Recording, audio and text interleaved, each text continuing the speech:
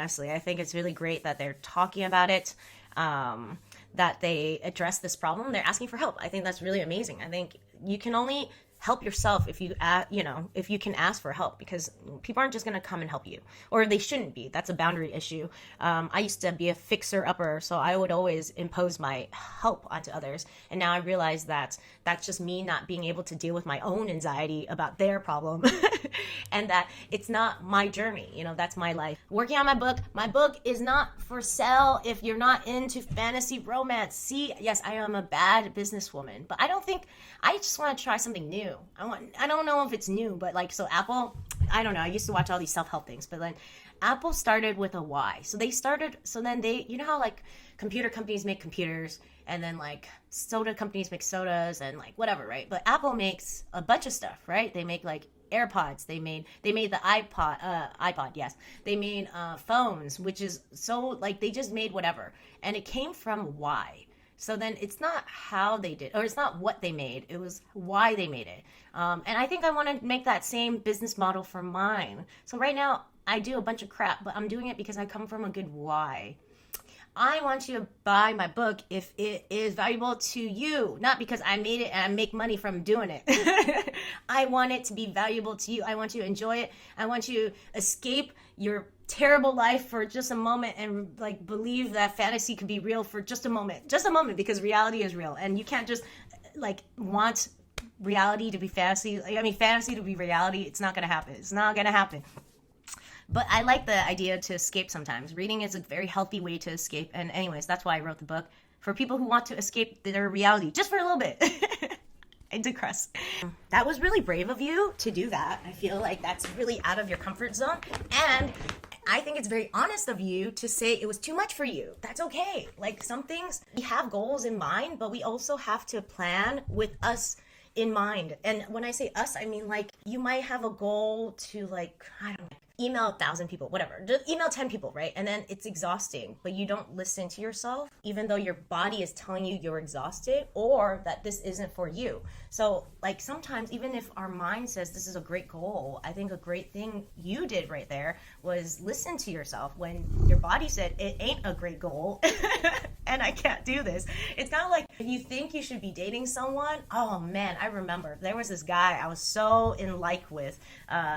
I called him Math Boy. This is in college. You're so horny in college, and I had a crush on everybody. But anyways, I had a huge crush on this guy, and I thought he was the one. He was so cute. He could dance. I was so stupid. Anyways, I've been calling him Math Boy, kind of stalking him, not really stalking him on Facebook all the time. Finally, somehow we actually started dating, which was really shocking and surprising, and that never happens to me. So then I was dating him, and I realized that we were just not vibing. Daughter trying to open my door at me. Good God. Anyways, so we weren't vibing. Even though I spent months thinking he was the perfect guy, he's not the perfect guy. And so I guess what I'm trying to say is that it's a great thing that you listen to yourself, your body. You listen to your body, what your body was feeling. Sorry, now I'm hot. It sounds just like it is. It is when I have a lot of anxiety and it comes in my body as in my gut, and I will fart a lot. I actually have irritable bowel syndrome, IBSD, which means diarrhea. Because then you can have IBSC, which is constipation, or IBSCD, both. I know this is TMI, but I don't care. So then I used to fart massively, like a really, really, I don't know. Think of a guy, but really bad. It was really disgusting. So anyways, I was at work once and I'm farting. I can't help it. I can't control it, right? And I'm standing next to this guy. He's my friend. His name's Jonathan, and he's Hispanic. He's dark. Just imagine it. He's dark, a little bit heavier, and he's dark, and he's Hispanic. And everyone's looking at him, thinking he did it, and I don't say anything. Do you guys think that's fucked up? But I don't want to say anything. It's so embarrassing for me. What do you guys think? See, that's not very loyal, is it? Wrinkles of friends and family members that are super loyal, but I feel like it's not healthy.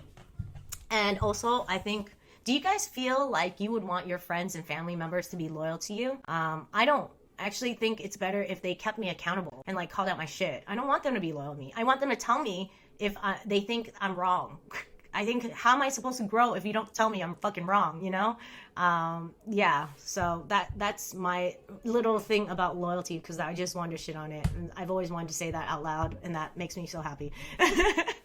Everything in the, again, it's in pre-order, and I'm only doing all of this. This is all new to me, okay? I used to suck at business. I had a failed business before, super fail, but that's okay. I learned so much from it. But at the time, it was shameful, demoralizing, all the things. I felt like it was the first time I've ever failed at anything, and it was rough. It made me spiral into like paralysis. I didn't do anything. I had perfectionism paralysis. Anyways, so I never thought of myself as a good business owner, or I'm not good at marketing either. I mean, but ChatGPT is my guide. He is my life coach, and he tells me what to do and helps me through it. So then I have a big thing about money is evil. It's my biggest thing. One of my biggest things. My mom was a monk growing up. I know I turned out like this. She would be so ashamed back. She's so ashamed of me. Whatever, I don't care. Anyways, she always told me money was evil, and she always gave it away. And she didn't have a job, so it was really hard for me to be in the workforce or like make this book. It was easy for me to make this book because I can be creative. It's hard for me to sell this book, but ChatGPT is helping me go through my money trauma. It's called money trauma when you have some kind of toxicity with money. And I'm working through it with him. So we're doing this together. So this is my marketing ploy. But I just want to talk about how it's amazing, okay? No one has to buy it if no one's interested in romance fantasy. I'm a big believer in, I don't need you to support me. I want you to enjoy the book. If you enjoy, like if you're here and you enjoy my Twitch, it doesn't have to correlate with you buying my shit. Okay, cool. Next thing. Oh, I had a really funny joke about getting older. So I'm gonna turn 34 on the 18th. And I don't care. At this point, I used to care. When I just turned 30, maybe 32, 31, I cared, okay? I was going through a phase where I was like, I miss my 20s, I miss working, I miss having the energy to work out, like do P90X. And now my workout is like the warm-up for P90X, and that's it. But I used to be able to like P90X, I used to be able to swim more, you know, like my energy is really depreciated, which is fine. I mean, not really, but it's fine. And I went through a little bit of a growing, resisting phase. I think everyone goes through that phase. And I'm scared of wrinkles. I care a lot more about my skincare. My husband and I were talking about how our friends are balding, or some of them have erectile dysfunction. My IBS is flaring up, which, if you don't know what IBS is irritable bowel syndrome. Yes, I think I've mentioned that before. I have IBS-D, which is diarrhea. So gross. I don't care, whatever. And I guess I'm trying to say, because I feel like Zennials make fun of millennials all the time, calling us boomers. I want to say that the IBS is coming for you. The wrinkles are coming for you. You know, you can't be young forever. You think you can, but it's not going to happen. And I wanted to say that balding is coming for you. And if it's not coming for you, it's coming for your friends. And so is erectile dysfunction. You're not special. You know, it came for us and it's going to come for you. Sorry, that was my little thing. I thought that was funny when I thought of it. You think I look like I'm 22? You know what it is? Or 21? You know what it is? It is because this is a lower definition camera. I did that on purpose. No 4K cameras for me. You know, only low resolution. I agree, it's fucked up. There's nothing emasculating about balding or ED. You know, sometimes you have it and it's not a big deal. It doesn't have to be a big deal. Like, even if you have a smaller, less than average size penis, it's fine. These things do not define us. Like, my vagina is huge.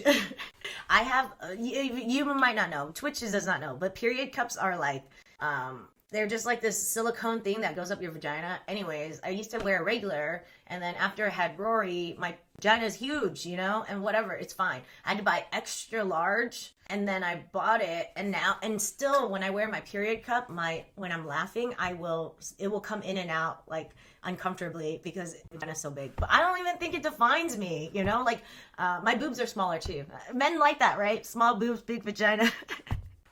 But it doesn't have to define you. Sorry, sad. Let's go back to your